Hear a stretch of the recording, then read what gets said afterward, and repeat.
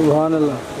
نحمده ونستعينه ونستغفره ونؤمن به ونتوكل عليه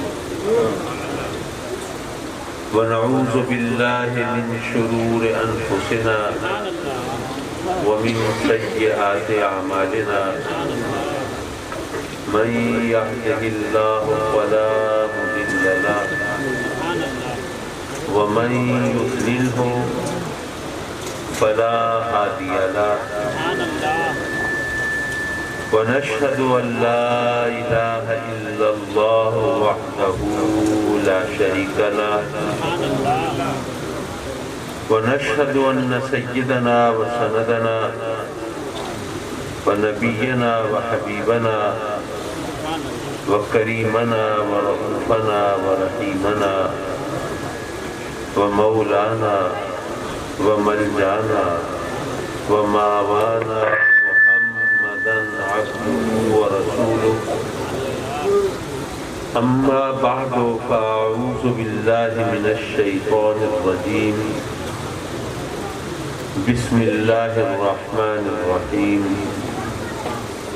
هو الأول والآخر والظاهر والباطن وهو بكل شيء عليم. صدق الله مولانا العلي العظيم وصدق رسوله النبي الأمين ونحن على ذلك لمن الشاهدين والشاكرين والحمد لله رب العالمين.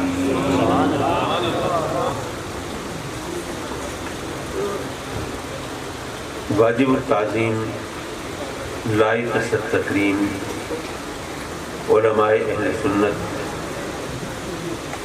اور مرکزی انجمن میلاد کمیٹی کے میلاد النبی صلی اللہ علیہ وسلم کے عہدیداران و اراکین اور مکرم و معزز حاضرین محفل، یقیناً یہ ہمارے لیے سعادتوں کی معراج ہے اور خوش بختی کی علامت ہے کہ رب کائنات نے ایک بار پھر ہمیں اپنے محبوب علیہ السلام کی ولادت باسعادت کا جشن منانے کی سعادت بخشی، اور یہاں پر اس محفل میں جو کھچا کھچ بھری ہوئی ہے، جو بھی دوست ہیں اور زیادہ تر الحمدللہ کثیر تعداد میں نوجوان ہیں، یہ کسی اور مشغلے میں بھی ہو سکتے تھے، اپنے موبائل پر ویڈیو گیم بھی کھیل رہے ہو سکتے تھے، واٹس ایپ اور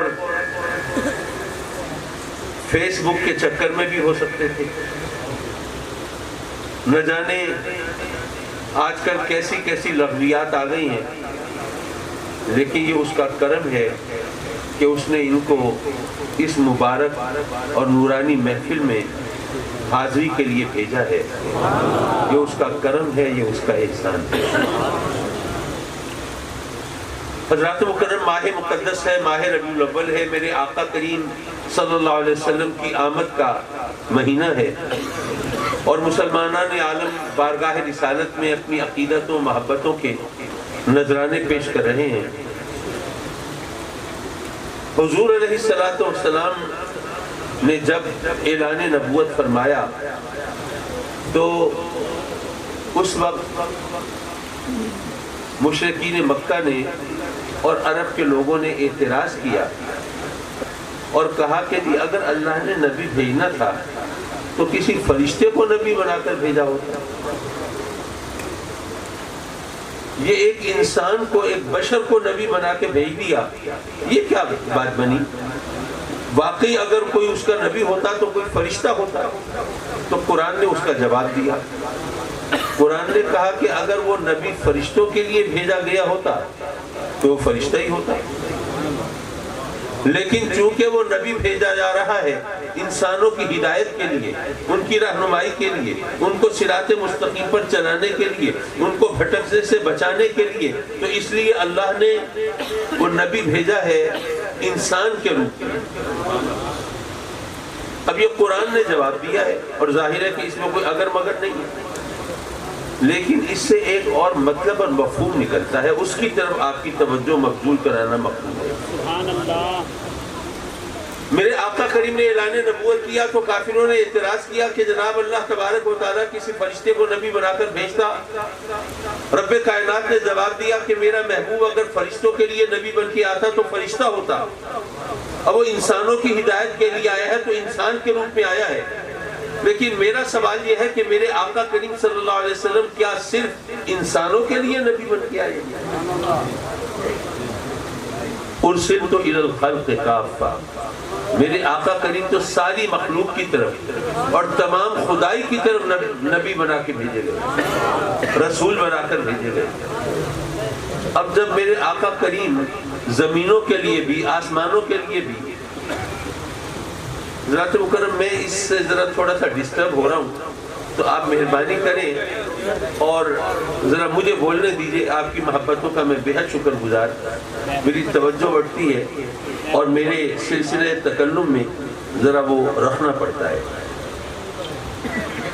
میں یہ عرض کر رہا تھا کہ اب سوچنے کی بات یہ ہے کہ آقا کریم کو انسانوں کی طرف چونکہ بھیجا گیا تو انسان کے روپ میں بھیجا گیا، لیکن صرف انسانوں کی طرف تو نہیں بھیجا گیا۔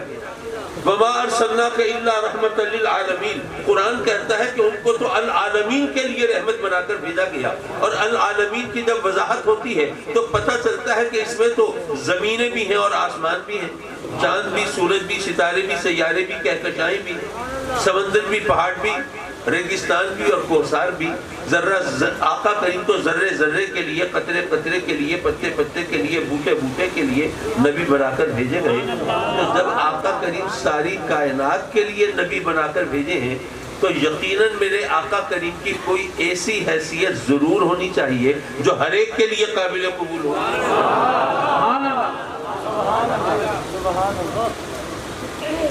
اور وہ حیثیت کیا ہوگی؟ حضرات مکرم، اس کو ہم اہل سنت کہتے ہیں کہ میرے آقا کریم کو رب کائنات نے نور بنا کر بھیجا۔ سرکار نورانیت کا پیکر ہے۔ اچھا، اب مسئلہ یہ ہے، یہ بات بھی شاید آپ کے لیے اجنبی ہو کہ نور عربی زبان کا ایسا لفظ ہے جس کا آج تک دنیا کی کسی دوسری زبان میں ترجمہ ممکن نہیں ہوا۔ آپ اردو میں دیکھیں تو نور ہی بولتے ہیں، فارسی میں دیکھیں تو نور ہی بولتے ہیں۔ اچھا، اگر آپ امریکہ میں، انگلینڈ میں جائیں اور وہ دوسرے عقیدے کے لوگ جب سکھا پڑھا کے اپنے نوجوانوں کو بھیجتے ہیں اور وہ آ کر ہم سے سوال کرتے ہیں، مثلا مجھ سے آ کر پوچھا، حضرت صاحب would you please tell us that the holy prophet is made of light or not؟ کیا آپ بتائیں گے کہ آقا کریم صلی اللہ علیہ وسلم لائٹ سے بنے ہیں یا نہیں؟ اب نور کا ترجمہ لائٹ کر رہے ہیں۔ اب آپ سے پوچھتا ہوں میں، کیا آپ کے خیال میں نور کا ترجمہ لائٹ درست ہے؟ نہیں، لائٹ تو روشنی کو کہتے ہیں، اور نور وہ صرف روشنی کی چیز نہیں ہے۔ اگر نور کا ترجمہ روشنی ہوتا تو اللہ نور السماوات والارض، پھر تو کہیں بھی اندھیرا نہ ہوتا، اللہ تو ہر جگہ ہے۔ تو نور عربی زبان کا ایسا لفظ ہے جس کا ترجمہ دنیا کی کسی دوسری زبان میں ممکن نہیں ہے۔ جب ترجمہ ممکن نہیں ہے تو اس کا مطلب اور مفہوم اور اس کا حقیقی، اس کے اندر جو اسرار و رموز ہیں، ان تک انسان کے ذہن کی رسائی بھلا کیسے ممکن ہوگی؟ آپ ترجمہ تک تو کر نہیں سکتے اور اس کی تہ تک پہنچنے کا دعویٰ کرتے ہیں۔ تو دراصل نور وہ چیز ہے کہ جس کو، جو کائنات کی ہر شے کے لیے ایکسیپٹیبل ہے، قابل قبول ہے، تو آقا کریم حضور علیہ السلام کی نورانیت کے لیے ایک یہ دلیل بھی بہت بڑی اور کافی دلیل ہے کہ رب کائنات نے چونکہ ان کو تمام کائنات کے لیے رسول بنا کر بھیجا تو اس لیے ان کی کوئی ایک ایسی حیثیت ضرور ہونی چاہیے۔ اچھا، نبی جو ہے وہ تو اللہ کے احکام پہنچاتا ہے نا ان سے، اور میرے آقا کریم کے بارے میں تو خاص طور پر کہا گیا وما ينطق عن الهوى ان هو الا وحی یوحی۔ دیکھیے، ہم لوگ جو ہیں جب بولتے ہیں تو کبھی سلپ آف ٹنگ ہو جاتی ہے، زبان پھسل جاتی ہے، کہنا کچھ چاہتے ہیں زبان سے کچھ اور نکل جاتا ہے، ایسا ہو جاتا ہے نا۔ اور یہ ایک عمومی بات ہے، ہر ایک کے ساتھ ہوتا ہے، یہ کوئی خاص بات تو نہیں ہے۔ میں اپنا ایک تجربہ بتاؤں، یہاں پر ممکن ہے کہ تحصیل لیاقت پور کے امین آباد سے تعلق رکھنے والے کوئی دوست ہوں، تو وہاں پہ ہمارے پیر بھائی ابا جی قبلہ رحمۃ اللہ علیہ کے خاص مرید تھے جن کا نام تھا ملا حبیب۔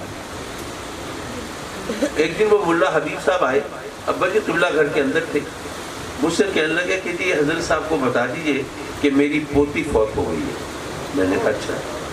میں گھر میں گیا، میں نے ابا جی قبلہ کی خدمت میں عرض کی کہ ابا جی وہ ملا حبیب صاحب آئے ہیں اور بتا رہے ہیں کہ ان کی پوتی فوت ہو گئی ہے۔ ابا جی بڑے پریشان ہوئے کہ کیا ہو گیا ہے، پوچھا کیا ہوا بیٹے؟ میں نے کہا جی وہ ملا حبیب کی پوتی فوت ہو گئی ہے۔ انہوں نے پھر سوال کیا بھائی کیا بول رہے ہو؟ اب میں نے کہا کہ ابا جی مجھ سے بار بار پوچھ رہے ہیں، کچھ غلط بول رہا ہوں۔ اب غور کیا تو پتہ چلا کہ پوتی فوت ہونے کی بجائے پوتی فوت ہونا بول رہا ہوں۔ اب ظاہر ہے کہ یہ انسان کی زبان پھسل جاتی ہے، کوئی بات کہنا کچھ چاہتا ہے بندہ، نکل کچھ اور جاتا ہے۔ لیکن یاد رکھیے کہ سلپ آف ٹنگ جس کو ہم سبقت لسانی کہتے ہیں، یہ زبان کی لغزش کہتے ہیں، یہ آپ کی اور میرے لیے تو روزمرہ کی چیز ہے، لیکن میرے آقا کریم کے ساتھ ایسا کبھی نہیں ہوا۔ حضور علیہ السلام ایسی بشری کمزوریوں سے پاک تھے، اگر ایسا کبھی ہوا ہوتا آقا کریم کے ساتھ تو قرآن مجید اور اسلامی احکامات وہ تمام گویا مشکوک ہو جاتے۔ یہ کیا پتا اس وقت کوئی سلپ آف ٹنگ ہو گئی ہو، کیا پتا اس وقت کہنا کچھ چاہتے ہو زبان سے کچھ اور نکل گیا ہو۔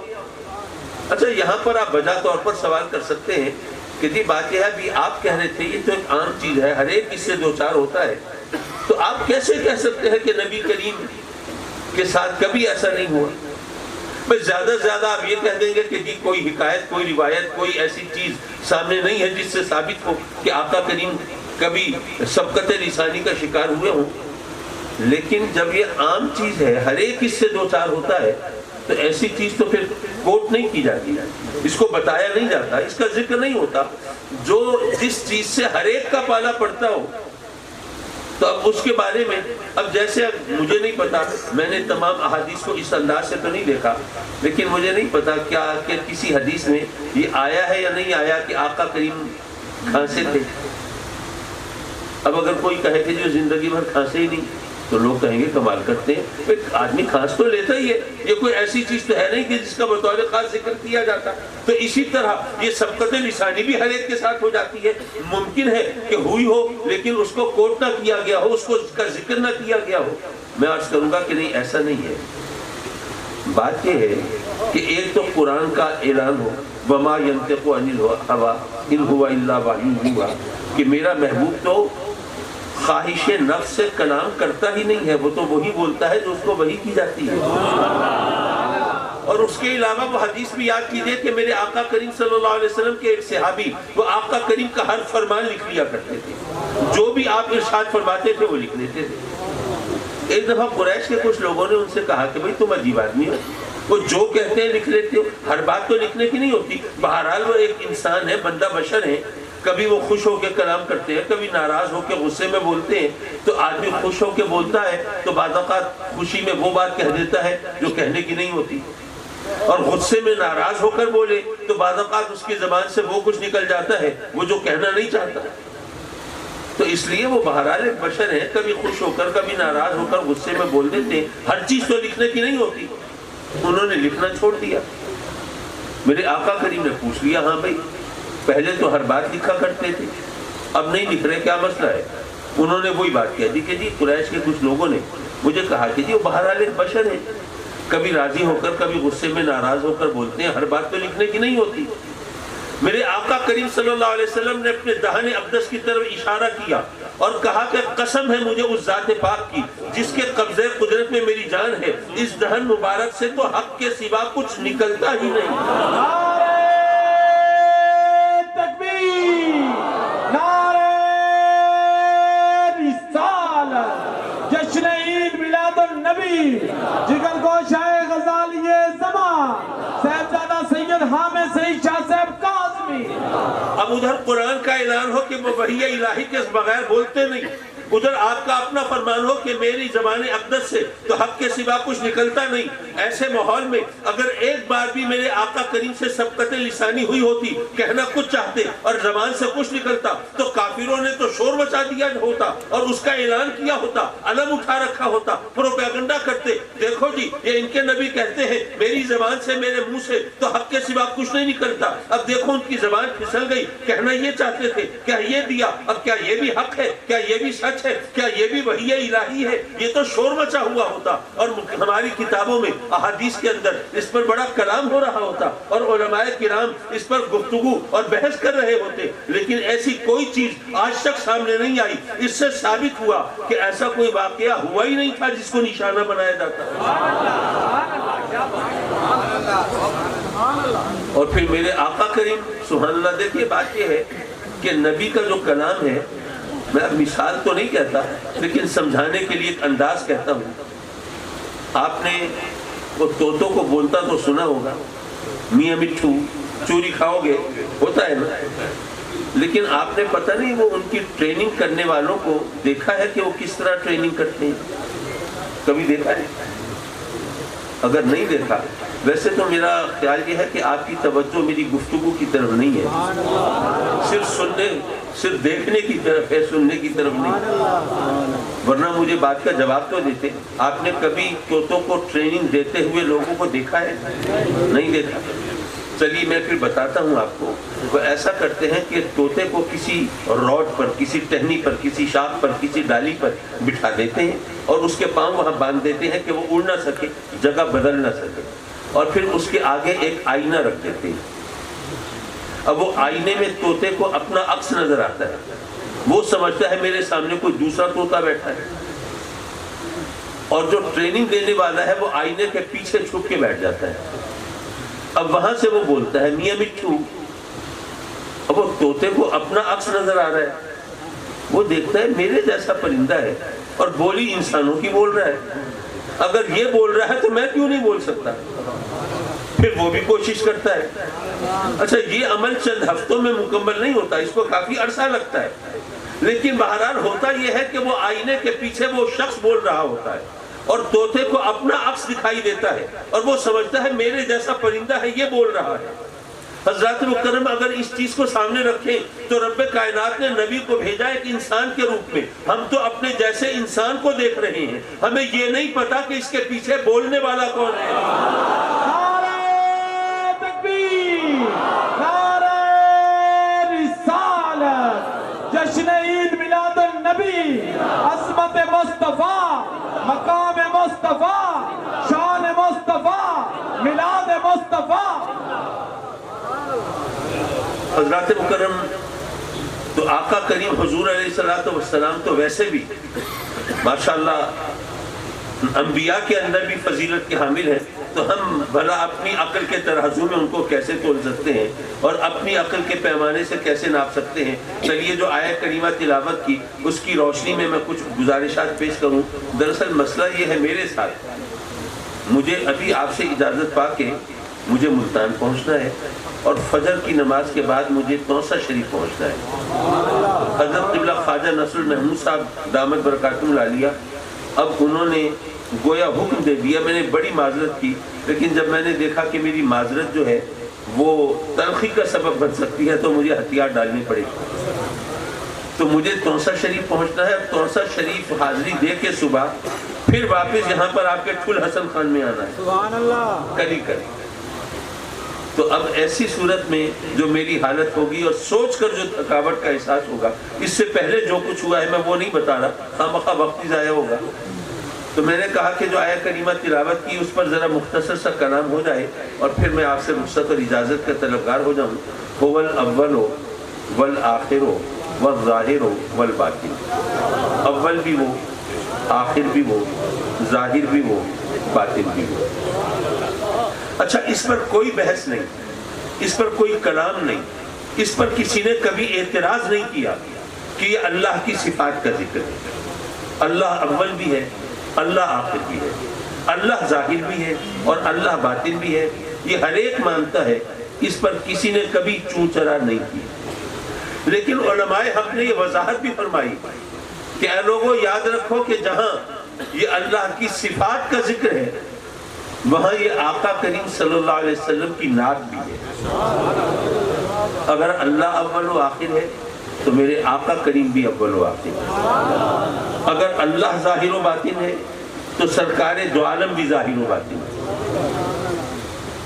اب یہاں پر یار لوگوں کو موقع ملا، انہوں نے کہا دیکھو شرک، اس کو شرک نہیں کہو گے تو اور کیا ہوتا ہے شرک؟ قرآن کہتا ہے کہ اللہ اول و آخر، اور تم تلے ہوئے ہو کہتے ہو کہ نبی کریم بھی اول و آخر۔ اللہ کہتا ہے، قرآن کہتا ہے کہ اللہ ظاہر و باطن، اور تم کہتے ہو نبی بھی ظاہر و باطن، تو شرک اور کس چڑیا کا نام ہے؟ اب اللہ نے تو اعلان کر دیا ہے کہ میں ہر چیز معاف کر سکتا ہوں لیکن شرک معاف نہیں کروں گا، تو تمہیں اتنا خیال نہیں ہوتا کہ یہ کھلا شرک کرتے ہو اور شرم نہیں آتی تمہیں؟ اب ایک سیدھا سادہ مسلمان وہ بیچارہ گھبرا جاتا ہے، ڈر جاتا ہے، واقعی اللہ اول و آخر اور ہم کہیں نبی کریم بھی اول و آخر، تو واقعی شرک کا پہلو تو نکلتا ہے۔ میں عرض کروں گا یہ برغلانے اور بہکانے کی باتیں ہیں، اس کا جواب مجھے دینے کی ضرورت نہیں، رب کائنات نے قرآن مجید میں عطا فرمایا۔ اللہ کے پاک نام اگر آپ پڑھیں، اسماء حسنہ پڑھیں، تو ان میں اللہ کے پاک ناموں میں رؤوف و رحیم اللہ کے نام ہے یا نہیں ہے؟ اللہ رؤوف بھی ہے، اللہ رحیم بھی ہے۔ اب جب اللہ کے پاک نام ہے اور ہم جانتے ہیں، ہمیں معلوم ہے، تو سورہ توبہ کی سیکنڈ لاسٹ آیت، آخری سے پہلی آیت وہ پڑھیے، لَقَدْ جَاءَكُمْ رَسُولٌ مِّنْ أَنفُسِكُمْ عَزِيزٌ عَلَيْهِ مَا عَنِتُّمْ حَرِيصٌ عَلَيْكُمْ بِالْمُؤْمِنِينَ رؤوف الرحیم۔ رب کائنات قرآن مجید میں فرما رہا ہے کہ اے مومنوں میرا محبوب تمہارے لیے رؤوف بھی ہے اور رحیم بھی ہے۔ اب کیا قرآن مجید میں رب کائنات معاذ اللہ شرک کا درس دے گا؟ اچھا ممکن ہے یہاں پر کوئی لوگ کہیں کہ یار یہ پتہ نہیں مولوی عجیب عجیب باتیں کرتے ہیں، یہ بھی کچھ کہتے ہیں وہ کچھ کہتے ہیں۔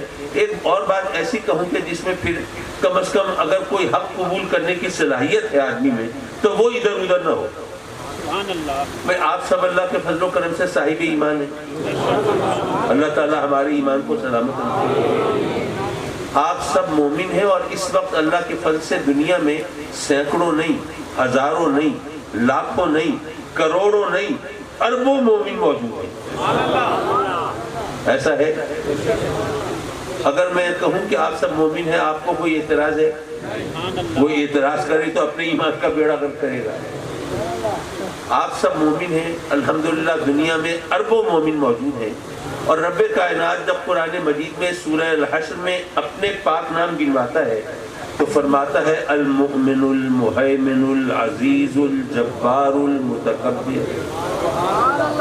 اب اللہ بھی مومن ہے اور آپ سب بھی مومن ہیں، شرک ہوا نہیں؟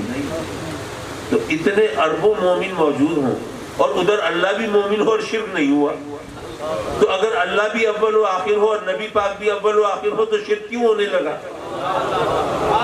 یارو بات تو بڑی سیدھی سی، اللہ بھی مومن ہم بھی مومن، اس کا مومن ہونا اس کی شان کے لائق ہے اور ہمارا مومن ہونا ہماری حیثیت کے مطابق ہے۔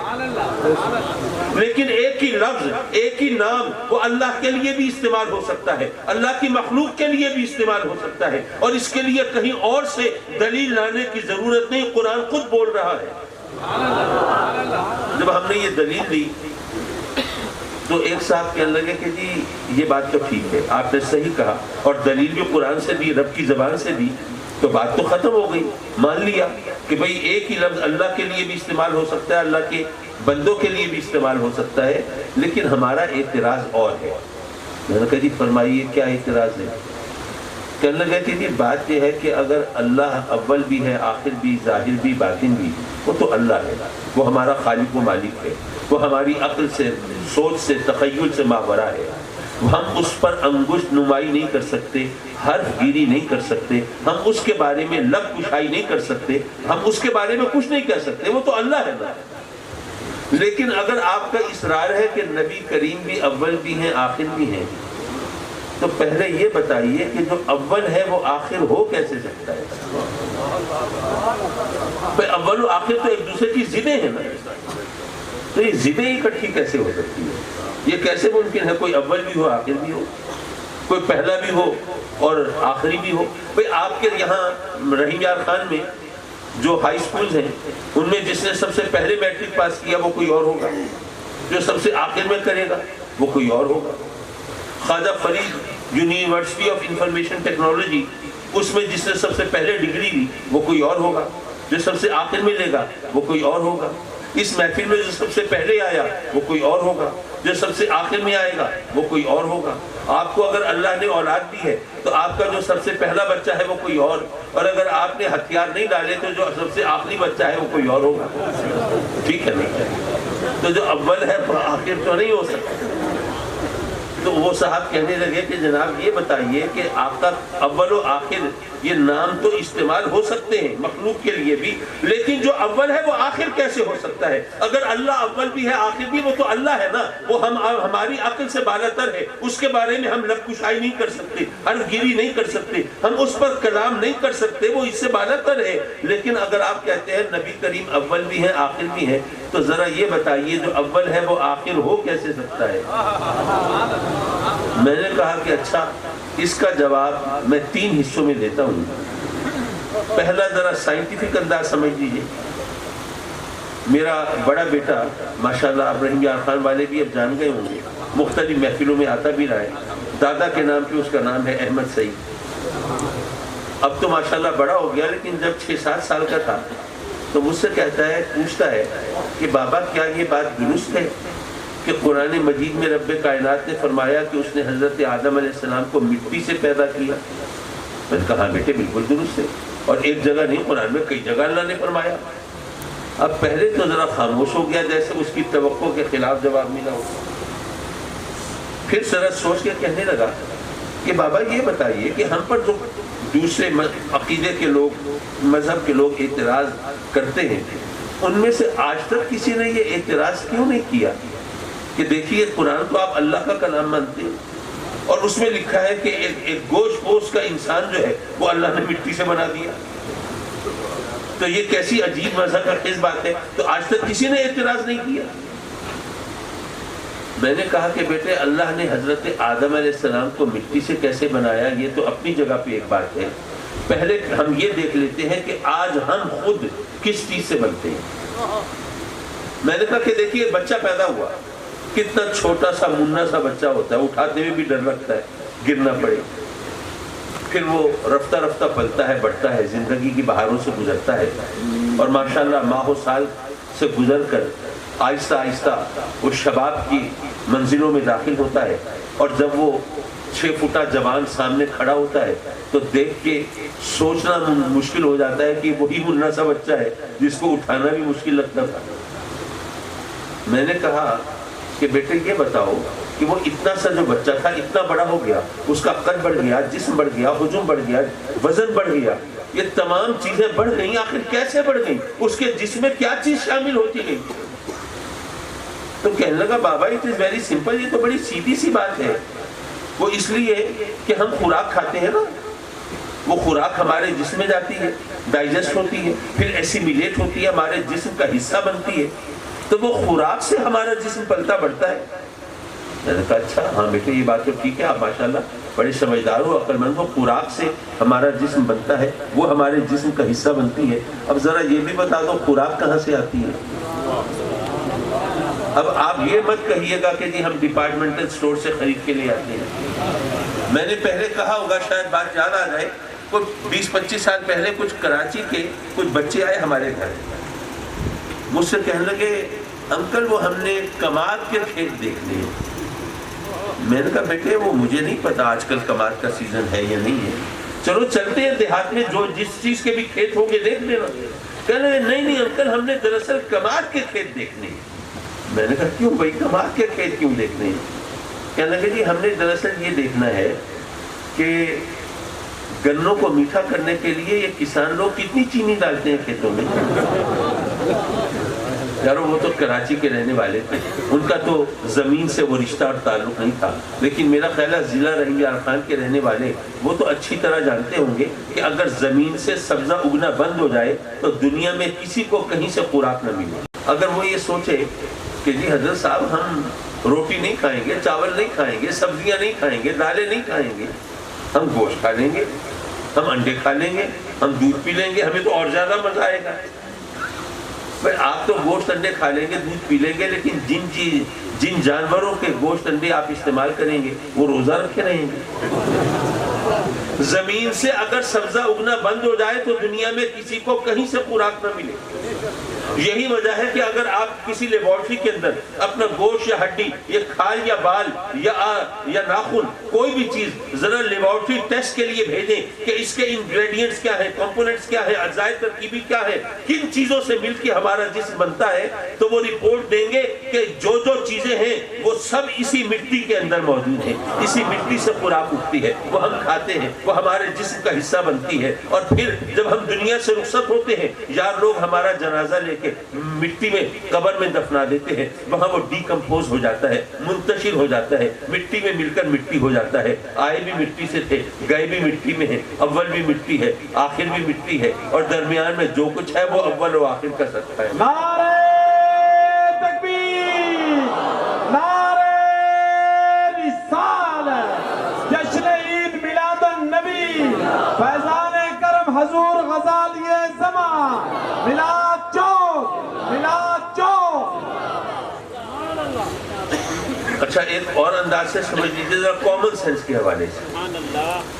اچھا دنیا بھر میں ملتان مشہور ہے آموں کے لیے، لیکن تجربہ یہ بتاتا ہے کہ رحیم یار خان کی آم لذت میں اگر آگے نہیں تو پیچھے بھی نہیں ہے۔ تو آپ لوگوں کو اچھی طرح پتہ ہوگا کہ آم کا پودا کیسے اگتا ہے۔ گٹھلی زمین میں بوتے ہیں، اس گٹھلی سے نرم و نازک سپلی کوپل اگتی ہے۔ وہ جو کوپل ہے وہ آہستہ آہستہ پودے کی شکل اختیار کرتی ہے، وہ پودا رفتہ رفتہ درخت بنتا ہے، وہ درخت برگ و بار کے مراحل سے گزرتا ہے، وہ بور لگتا ہے، وہ بور پھر پھل بنتا ہے، وہ پھل پک جاتا ہے، وہ پھر آپ توڑ لیتے ہیں، چھلکا پھینک دیتے ہیں، گودا کھا لیتے ہیں، آخر میں ہاتھ میں کیا بچتا ہے؟ گٹھلی۔ سب سے پہلے زمین میں کیا بوئی تھی، سب سے آخر میں ہاتھ میں کیا بچی؟ یارو جو اول ہوتا ہے وہی آخر ہوتا ہے، اور درمیان میں جو کچھ ہے وہ اول و آخر کا صدقہ ہوتا ہے۔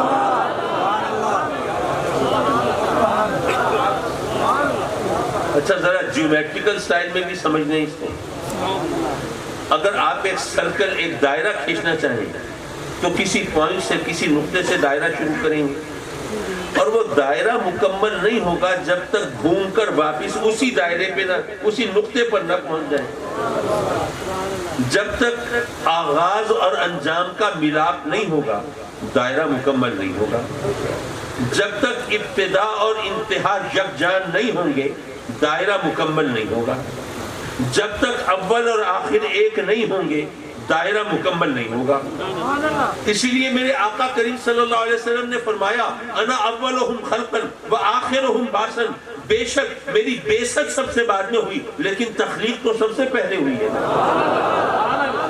کنت نبیا و آدم و بین الماء والطین، میں تو اس وقت بھی نبی تھا جب آدم پانی اور مٹی کے درمیان تھے۔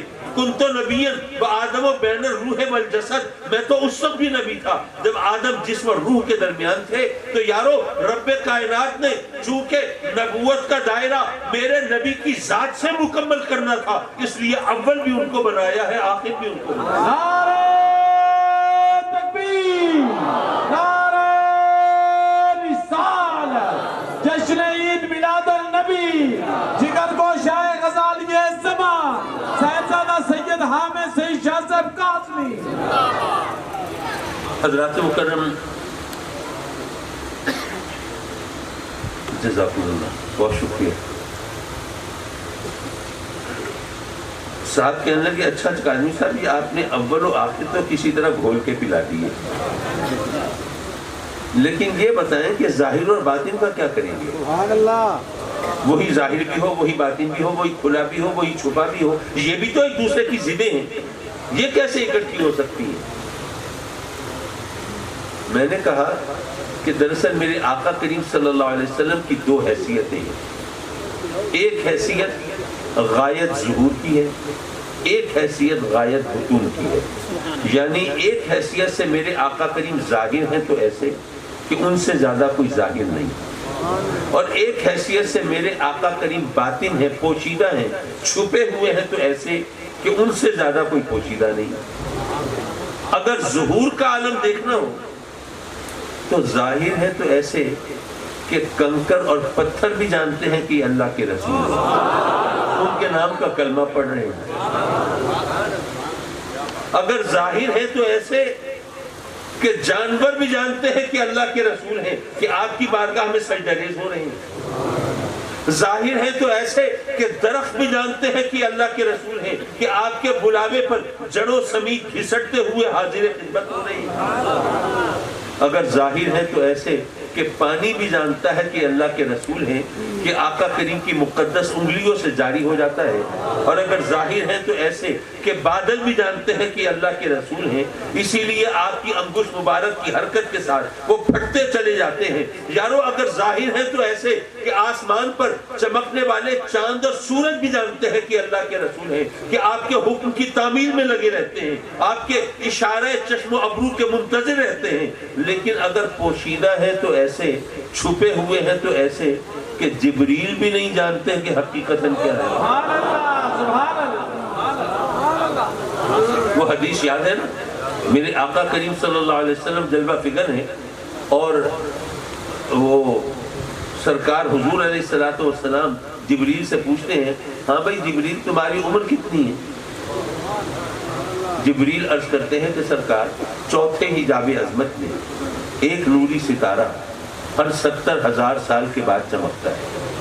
چوتھے حجاب عظمت میں ایک نوری ستارہ ہر 70,000 سال کے بعد چمکتا ہے، اور میں نے اس نوری ستارے کو 72,000 بار دیکھا ہے۔ سبحان اللہ، سبحان اللہ۔ آقا میری عمر کا اندازہ آپ خود فرما لیجیے۔ میرے آقا کریم فرماتے ہیں جبریل قسم ہے اس ذات پاک کی جس کے قبضہ قدرت میں میری جان ہے، وہ نوری ستارہ تو میں ہوں۔ حدیث تو آپ نے پہلے بھی سنی ہے، اور ظاہر ہے میں نیا قرآن اور نئی حدیثیں تو نہیں سنا سکتا۔ قرآن بھی وہی، حدیث بھی وہی، صرف سننے سنانے سمجھنے سمجھانے کا انداز بدل جاتا ہے۔ حضرت مکرم میرے آقا کریم نے جبریل سے عمر پوچھی تھی نا، کوئی پہیلیاں پوچھنے کو تو نہیں کہا تھا۔ اگر بات صرف اتنی ہے کہ ایک نوری ستارہ ہر 70,000 سال کے بعد چمکتا ہے اور جبریل نے اس کو 72,000 بار دیکھا ہے، تو یہ تو سمپل ملٹیپلیکیشن کا، سیدھی سادھی ضرب کا سوال ہے۔ یہاں پر بیٹھے ہوئے جو بچے ہیں وہ تیسری چوتھی کا جماعت ابھی 70,000 کو 72,000 سے ضرب دے کے بتا دے گا جبریل کی اتنی عمر ہے۔ کیا اتنی سیدھی سادھی ضرب جبریل کو نہیں آتی؟ یقیناً آتی، لیکن جبریل نے وہ ضرب دے کے ماہ و سال شمار کر کے نہیں بتایا، بلکہ اس انداز سے بتایا کہ آقا ایک نوری ستارہ ہر 70,000 سال کے بعد چمکتا ہے، اور میں نے اسے 72,000 بار دیکھا ہے، تو میری عمر کا اندازہ آپ خود کر لیجیے۔ آخر اس انداز کی ضرورت کیا تھی؟ ایک سوال پیدا ہوتا ہے، اس انداز سے کیوں کہا؟ اگر سیدھی سادھی ضرب تھی تو میرا خیال ہے جبریل کو ضرب تو آتی ہوگی۔ ویسے انہوں نے کسی یونیورسٹی، کسی کالج، کسی اسکول میں پڑھا تو نہیں، اور کسی سے ٹیوشن بھی نہیں رکھی، لیکن میرا خیال ہے کہ اتنی ضرب تو آتی ہوگی۔ تو انہوں نے یہ ضرب دے کے کیوں نہیں بتائی اپنی بات؟ اور دوسری بات یہ ہے کہ اندازہ لگانے کی کیا بات ہے؟ بھئی یہ تو ایگزیکٹ کیلکولیشن ہے، پوری سیدھی سادھی عمر نکل سکتی ہے۔ بات اور ہے، میں اس کو ایک مثال کے ذریعے آپ کو سمجھاؤں تو زیادہ آسانی سے سمجھ میں آ جائے۔ فرض کیجئے ہمارے محترم چودھری حاجی نواز صاحب، فرض کیجئے، میرا خیال ہے کہ آپ کے اشارے اور روکنا اور یہ مجھے اور زیادہ ڈسٹرب کر رہے ہیں۔ نواز صاحب اپنے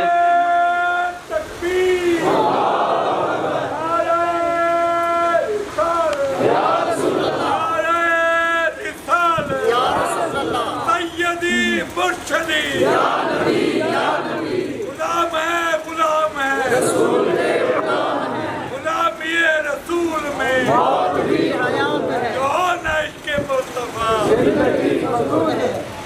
میں عرض کر رہا تھا کہ فرض کیجئے آپ کی یہ مرکزی انجمن میلاد النبی صلی اللہ علیہ وسلم کے جو صدر ہیں نا، چیئرمین حاجی نواز صاحب، فرض کریں یہ اپنے گھر میں تشریف فرمائیں اور میں یہاں پہ ایک رکہ لکھ کے یہ اپنے دوست سجاد کو دیتا ہوں کہ سجاد صاحب یہ ذرا آپ میرا رکہ لے کے اور ذرا چلے جائیں حاجی نواز صاحب کے پاس اور ان سے جواب لکھوا لائیں۔ اب مجھے نہیں پتا، لیکن فرض کیجئے کہ ان کے گھر کا راستہ 10 منٹ کا ہے، تو میں کہتا ہوں 10 منٹ جانے کے، 10 منٹ آنے کے، 20 منٹ میں واپس آ جائیے، ورنہ میں ملتان کے لیے نکل جاؤں گا، بیکار ہو جائے گا سب کچھ، تو جلدی چلیے اور 20 منٹ میں واپس آ جائیے۔ تو سجاد صاحب مجھ سے کہیں گے کہ صحیح آپ نے 10 منٹ جانے کے گن لیے، 10 منٹ آنے کے گن لیے، کہیں راستے میں کوئی ذرا ٹریفک کا مسئلہ ہوا، کوئی اور پرابلم ہوا، یا میں جاؤں گا حاجی نواز صاحب گھر میں ہوں گے، ان سے ملنے کے لیے کچھ انتظار کرنا پڑے گا، وہ تشریف لائیں گے، پھر میں آپ کا خط دوں گا، وہ خط پڑھیں گے، پھر اس کا جواب لکھیں گے، تو اس میں وقت تو لگے گا، تو آپ کو مارجن تو رکھنا چاہیے نا۔ آپ نے 10 منٹ جانے کے 10 منٹ آنے کے گن لیے اور فرما رہے ہیں 20 منٹ میں واپس آؤ ورنہ میں نکل جاؤں گا، تو یہ تو بڑی مشکل ہو جائے گی۔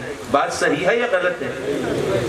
یارو جبریل نے یہ تو بتایا کہ ایک نوری ستارہ ہر 70,000 سال کے بعد چمکتا ہے، اور یہ بھی بتایا کہ جبریل نے اس کو 72,000 بار دیکھا ہے، لیکن یہ نہیں بتایا کہ وہ نوری ستارہ کتنی دیر تک چمکتا رہتا ہے۔ نعرہ تکبیر، نعرہ رسالت، جشن عید میلاد النبی۔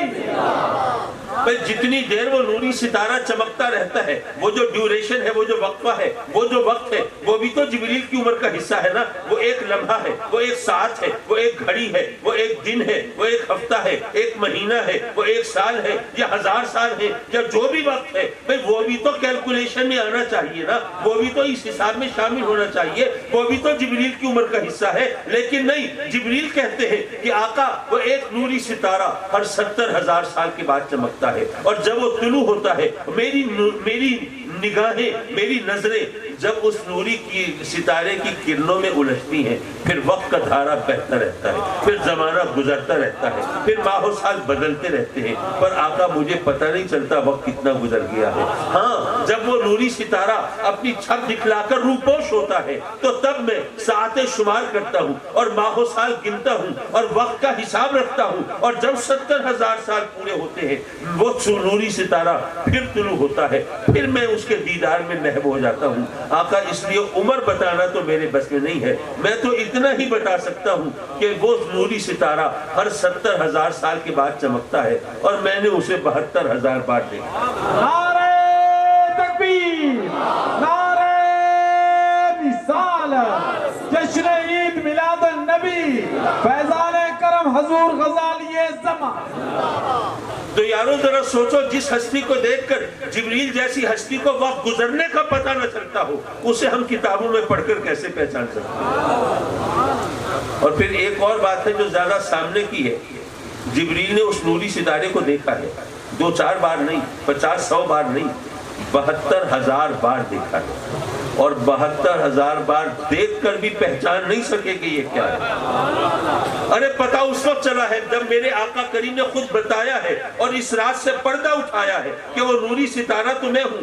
ارے جس ہستی کو جبریل امین 72,000 بار دیکھ کر نہ پہچان سکے، ہم وائزوں کی زبان سے سن کر کیسے پہچان سکتے؟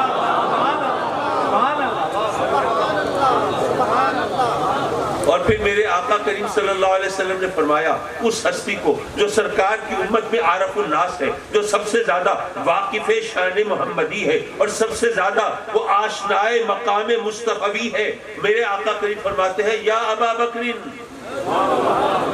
لم یعرفنی حقیقتا غیر ربی۔ اے ابو بکر، تم نے میرے ساتھ زندگی گزاری ہے نا، میرے شب و روز کو دیکھا ہے، माहो साल को देखा है, मेरे लड़कपन को, बचपन को देखा है, मेरी जवानी को, कबूलत को देखा है, मेरी सीरत और किरदार को देखा है, आदात और अतवार को देखा है, मेरे जाहिर को देखा है और अपनी बिसात के मुताबिक मेरे बातिन को देखा है, मेरी बशरियत को देखा है और अपनी ताकत के मुताबिक मेरी नूरानियत को देखा है। लेकिन ऐ सिद्दीक, इस गलत फहमी का शिकार मत होना कि तुम मेरी हकीकत को पहचान गए। अरे नहीं, लम यारिफनी हकीकतन गैर रब्बी, मेरी हकीकत को मेरे रब के सिवा कोई नहीं जानता। नारे तकबीर, नारे रिसालत, जश्न ईद मिलादुन नबी। जब पता ये चला कि जाहिर है तो ऐसे कि जर्रा जर्रा, कतरा कतरा, पत्ता पत्ता, बूटा बूटा जानता है कि अल्लाह के रसूल है, और अगर पोशीदा है तो ऐसे कि जिब्रील भी नहीं जानते, सिद्दीक भी नहीं जानते कि हकीकतन क्या है। वैसे तो ये सिलसिला अभी आगे चलता है, लेकिन जब घड़ी पर नजर पड़ती है तो मेरा दिल बैठ जाता है। तो मैं सिर्फ एक नसीहत के तौर पर एक बात और करूँ और फिर आपसे इजाज़त चाहूँगी, और मेरी आपसे दरख्वास्त होगी कि आज आप मुझे ज़रा जल्दी इजाज़त दे देंगे, क्योंकि मैंने यहीं कहीं आराम करने के लिए नहीं जाना, बल्कि मुझे मुल्तान और फिर तौसा शरीफ पहुँचना है। देखिए, एक लखनऊ के नवाब साहब थे, उनको प्रैक्टिकल जोक करने का बड़ा शौक था। एक होता है ज़बानी कलामी मजाक, ज़बान से आपने कोई जुमला कस दिया, कोई आवाज़ा ऐसा लोग हंस पड़े, मजाक हो गया। और एक होता है अमली मजाक। उसकी एक मिसाल बताता चलूँ आपको।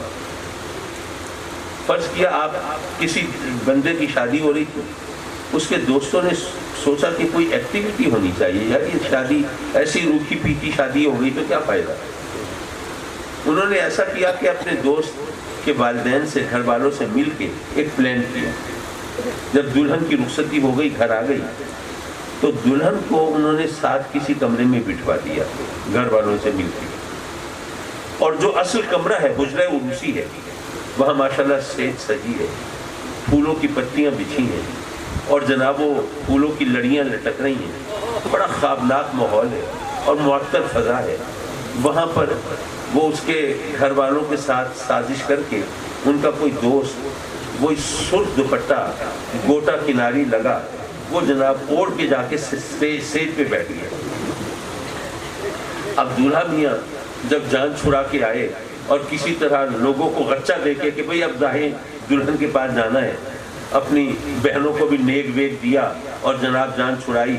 अब हुजरा उर्सी में आए, कमरा लॉक किया, अब देख रहे हैं कि जनाब ख्वाबनाक फ़ज़ा है, मुअत्तर हवा है, पत्तियाँ फूलों की बिछी हैं और लड़ियाँ लटक रही हैं, और फिर आगे उनकी ख्वाहिशात और ख्वाब मुजस्सम होकर वो सुर्ख दुपट्टे गोटा किनारी लगे में, वो गठरी की सूरत में वो सामने मुजस्सम है। तो जनाब बड़े अरमानों से, वो कांपते लड़खड़ाते कदमों से और जनाब मोहब्बत भरे दिल से आगे बढ़ते हैं, और बड़े आहिस्तगी से, बड़ी मोहब्बत से, बड़े प्रेम से वो जब घूंघट उठाते हैं तो अंदर से कोई मूछल दोस्त निकल आता है, और फिर जाहिर है जो उन्होंने प्लान किया होता है वो जनाब कहता हूँ का तूफान बर्पा हो जाता है। ये एक प्रैक्टिकल जोक की शक्ल मैंने आपको बताई। तो मैं सिर्फ ये बता रहा था कि वो नवाब साहब ना, वो अमली मजाक करने के बड़े शौकीन होते। फिर वो ये भी सोचते थे कि भाई हर आदमी तो इस तरह मजाक नहीं सह सकता। अब वो दुल्हा मियाँ ने किस तरह साफ होगा ये तो वो जानते हैं। खैर, तो नवाब साहब ने कहा कि भाई ऐसा करते हैं कि कोई खादिम, कोई नौकर रख लेते हैं, उससे ज़रा अपनी भड़ास निकालते रहेंगे, उसके साथ ही प्रैक्टिकल जोक होता रहेगा। तो उन्होंने एक शख्स को नौकर भी रख लिया। अब वो उस बेचारे का रोज़गार लग गया, वो मजाक सह लेता था और क्या करना था उसको। एक दिन नवाब साहब को ख्याल आया कि अल्लाह ने सब कुछ दिया है, लेकिन मैंने हज नहीं की आज तक, तो मुझे हज तो करना चाहिए। तो उन्होंने फ़ौरन तैयारी पकड़ी। ये बात है कुछ 150 साल पहले की। तो जाहिर है उस वक्त न तो पैकेज कोई होता था, न पूरा अंदाजी होती थी, न कोरोना को कोई चक्कर था। तो उन्होंने जनाब फ़ौरन तैयारी पकड़ी। फिर सोचा कि यार अगर वहाँ पे मैंने किसी के साथ ये अमली मजाक किया तो पता नहीं मेरा क्या होगा, अब क्या करूँ। फिर सोचा कि करना क्या है, वक्त उस खादिम को साथ ले चलो, उसके साथ जहाँ भी करते हो वहाँ भी कर लेना।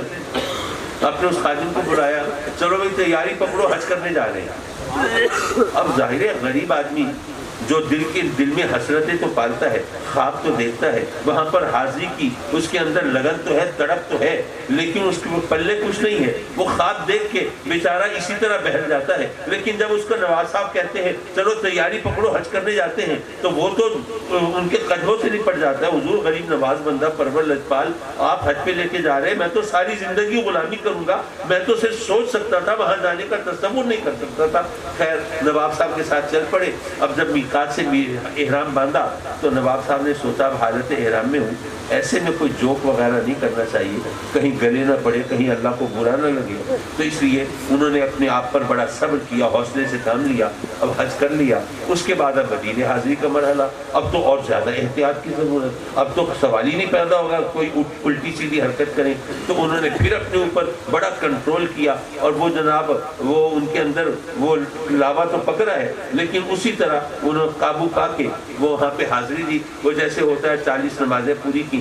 اب جب روانگی کا وقت ہوا تو پھر سوچا کہ یار اب تو حج بھی کر لیا، آقا کریم کی بارگاہ میں حاضری بھی دے لی، اب تو ذرا کچھ ایکٹیویٹی ہو جائے، کوئی حرج نہیں۔ انہوں نے اسکیم سوچی اور اس کے مطابق ایک چٹ لکھ کے اپنے ہاتھ میں چھپا لی اور اپنے خادم کو بلایا۔ ہاں بھائی ماشاءاللہ حج ہو گیا، آقا کریم کی بارگاہ میں حاضری ہو گئی۔ اس نے کہا صحیح ہے، آپ کا کرم ہے، میں تو کبھی سوچ بھی نہیں سکتا تھا۔ اچھا ٹھیک ہے، ماشاءاللہ یہاں حاضر ہوئے تو سرکار کی بارگاہ سے کچھ ملا تمہیں؟ اس نے کہا کہ نہیں، یہاں پہ خالی کون جاتا ہے یہاں سے؟ یقیناً ملا ہوگا، یہ بھی کوئی کہنے کی بات ہے۔ نواب صاحب نے کہا ہاں تو کیا ملا؟ اس نے کہا کہ جی یہ تو اب میری حیثیت نہیں ہے، میری اوقات نہیں ہے کہ میں بتا سکوں کیا ملا، لیکن مجھے یقین ہے کہ یقیناً جھولی بھر کے جا رہا ہوں، خالی نہیں جا رہا۔ نواب صاحب نے کہا بھائی بات یہ ہے کہ میں پوچھ رہا ہوں مجھے تو یہ چٹ ملی ہے، تجھے کیا ملا ہے؟ اب وہ بندہ حیران پریشان، سرکار کی بارگاہ سے چٹ ملی؟ کہا ہاں اسی لیے تو پوچھ رہا ہوں بار بار، مجھے بھی دکھائیے۔ اب وہ تو نواب صاحب نے تو اسکیم یہی سوچی ہوئی تھی، فوراً چٹ دکھا دی اس کو۔ اس میں لکھا ہوا ہے کہ نواب فلاں بن فلاں کو جنت کے حصول کی اور جہنم سے محفوظ رہنے کی گارنٹی دی جاتی ہے۔ اب تو جناب وہ خادم بیچارہ، اس کے چہرے پہ ہمائیاں ہوں گی، سرکار کی بارگاہ سے ملا؟ کہ بھئی اسی لیے تم سے پوچھ رہا تھا نا۔ اب وہ بیچارہ اس کی آنکھوں سے آنسو نکل آئے، حواس باغ تک کھڑا ہے، کچھ سمجھ نہیں آ رہی۔ نواب صاحب اپنے پریکٹیکل جوک کو انجوائے کر رہے ہیں۔ اچھا اس بندے سے رہا نہیں گیا، اس نے کہا نواب صاحب چلنے میں ابھی تھوڑی دیر ہے نا، میں ابھی آیا۔ اس نے جواب کا بھی انتظار نہیں کیا، وہاں سے دوڑ لگائی اور سرکار کی بارگاہ میں پہنچ گیا مواجہہ شریفہ کے سامنے، اور وہاں پہنچ کر پھر بلک بلک کر، سسک کر، تڑپ کر، مچل کر وہ وہاں پہ روتا ہے اور آنسو بہاتا ہے اور فریاد کرتا ہے اور شکوہ کرتا ہے، آقا کیا آپ کی بارگاہ میں بھی نواب اور نوکر کا فرق ہوتا ہے؟ کیا سرکار اس دربار میں بھی آپ کی عطا جو ہے وہ سونے چاندی کے ترازو میں تول کے دی جاتی ہے؟ کیا یہاں پر بھی غریبوں کی سنوائی نہیں ہوتی، امیروں کو ہی نوازا جاتا ہے؟ اب وہ اسی طرح شکوے کر رہا ہے، شکایتیں کر رہا ہے، رو رہا ہے، مچل رہا ہے۔ اسی کیفیت میں ایک غنودگی کی کیفیت طاری ہوئی، جب آنکھ کھلی تو ہاتھ میں چٹ موجود ہے۔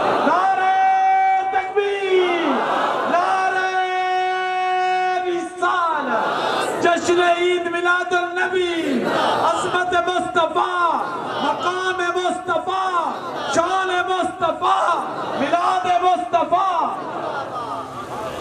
اب وہ نواب صاحب پہ جو گزری ہوگی وہ تو گزری ہوگی، لیکن میں سوچنے لگا کہ یہ غریب آدمی جو ویسے جانے کا سوچ نہیں سکتا تھا، اب وہاں پہ پہنچا تو ابھی جب آقا کریم کی بارگاہ میں پہلی حاضری ہوگی اس وقت بھی اس نے کس طرح آنسو بہائے ہوں گے، کس طرح آقا کریم کی بارگاہ میں حال دل کہا ہوگا، اور کس طرح اپنی اس نے مجبوریاں بیان کی ہوں گی اور حالت زار کا نقشہ کھینچا ہوگا۔ یہ تو ہم سب جانتے ہیں نا، جو بھی وہاں پہ پہنچتا ہے وہاں پر کیا کیفیت ہوتی ہے۔ میرا خیال ہے آپ کے سامنے کچھ زیادہ نقشہ کھینچنے کی ضرورت تو نہیں، ہر ایک کو پتہ ہے، لیکن میں سوچنے لگا کہ پہلے بھی اس نے آنسو بہائے ہوں گے، رویا ہوگا، فریاد کی ہوگی اور سچے دل سے تمام اپنے جذبات کا اظہار کیا ہوگا، لیکن پہلے اس پر اس طرح عنایت نہیں ہوئی تھی جس طرح اب ہوئی ہے۔